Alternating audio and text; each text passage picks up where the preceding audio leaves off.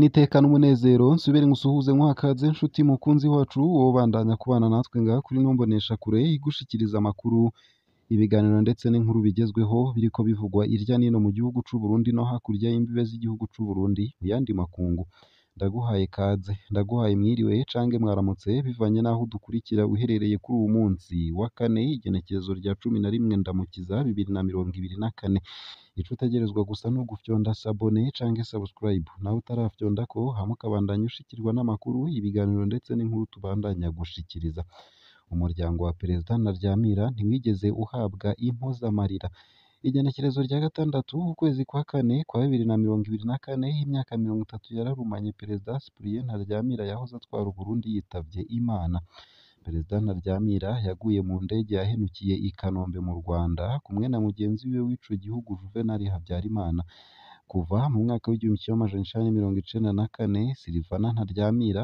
mu kuvuga umupfakazi wa Perezida Cyprien Ntaryamira yumvikanye gake havugira mu bimenyeshamakuru ibijanye na dosiye y'umushinganahe wiwe yahoze atwara Uburundi ku nshuro ya mbere Madame Silvana Ntaryamira yaganiriye n'ijwi rya Amerika biciye mu kiganiro co kuri telefone yahaye umumenyeshamakuru Diane Nininahazwe muri ico kiganiro Madamu wa Perezida Ntaryamira yavuze ko umunsi umufasha wiwe agwa mu ndege i Kigali mu Rwanda yababaye bidasanzwe biranka ko atahura ingene umuntu batandukanye akomeye atakiriho Madamu Silvana Ntaryamira yasiguriye ijwi rya Amerika ko amatohoza ku catumye indege yo mu bwoko bwa Falcon 50 yarimwo umugabo w'ihenuka avuguruzanya gutyo bikaba bigora umuryango kumenya ukuraho kuri naho biruko ku bwa Madamu Ntaryamira bitebe bitebuke ukuri kuzomenyekana kuko kuri guca mu ziko ntigusha naho hazohera imyaka 100 kuzomenyekana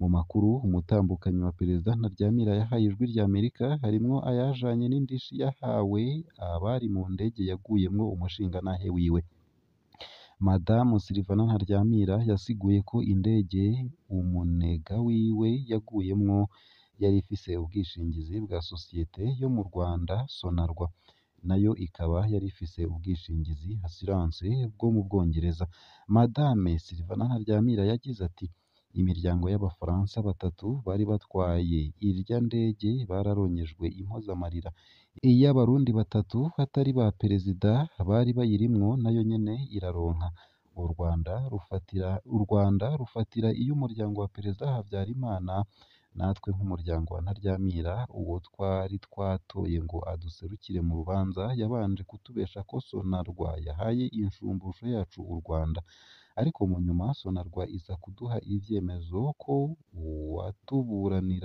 uwatuburanira ari we yaronse indishi y'akababaro ariko ntiyigeze ayiduha mu kiganiro n'ijwi rya Amerika umutambukanyi wa Perezida Ntaryamira yabandanije gusigura ko batazoheberana bizeye ko ubutungane buzobasha kuronka inshumbusho yabo ntiyatomoye igitigiri c'amafaranga umubirigi yababuraniye yabatwaye Uburundi ntibwigeze buha Madamu Silvana Ntaryamira uburusho buhabwa abatambukanyi b'abahoze ari abakuru b'igihugu kuri iyi ngingo Madamu wa Perezida Ntaryamira yasiguriye ijwi rya Amerika ko kuba atarigeze aronka ubwo burusho ari kubera amategeko y'u Burundi atomora yuko abakorera amashami mpuzamakungu arimwo na ONU badahabwa ubwo burusho yagize ati narasomye amategeko abakorera amashirahamwe mpuzamakungu co kimwe n'ababa hanze ntibaronka ubwo burusho ariko ubu ko mperuka gutaha mu gihugu ndiko ndaraba ivyo nemerewe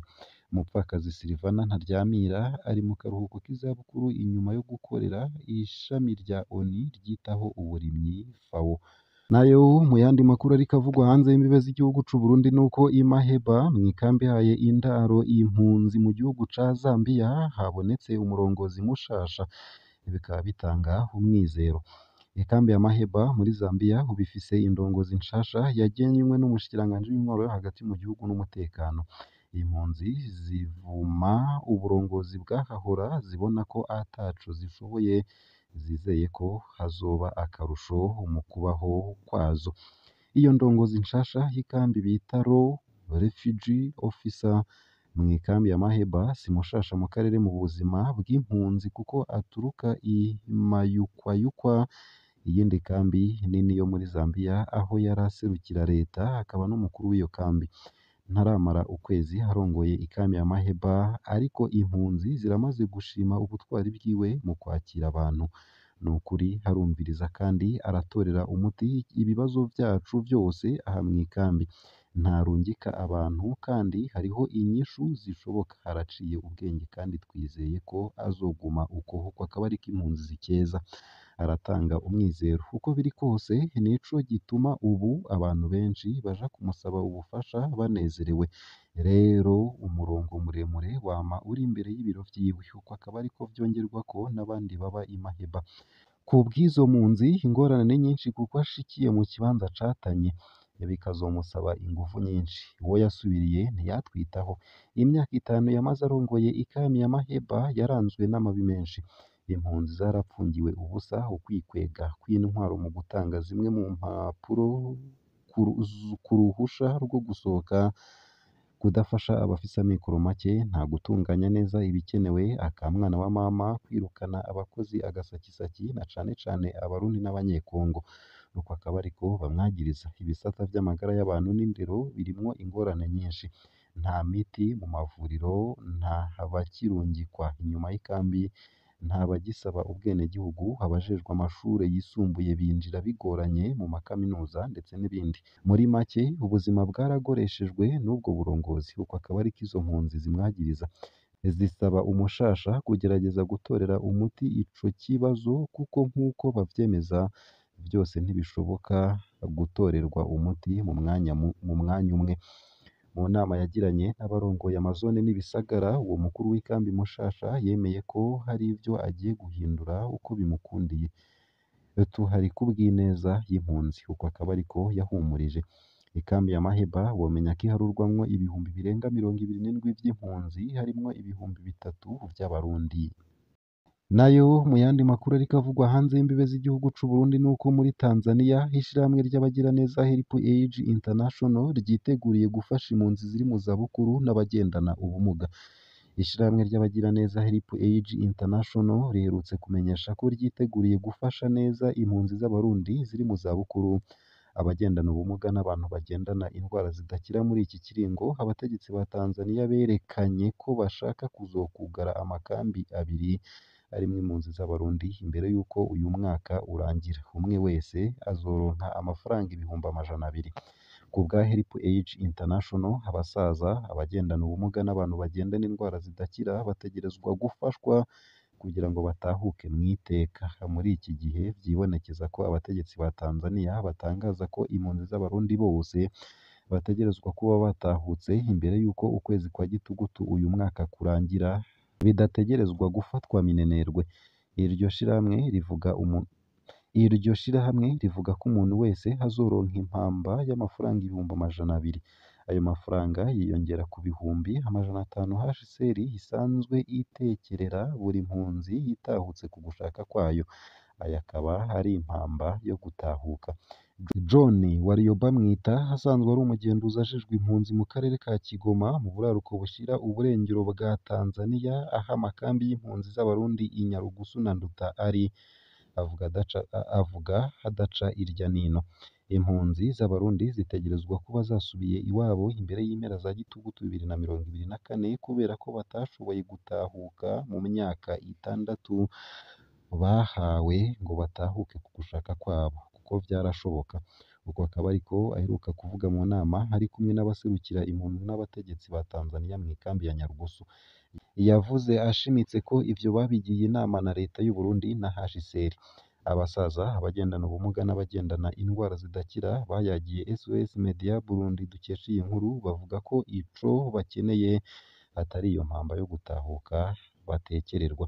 Icatumye duhunga igihugu cacu n'ubu kiracariho.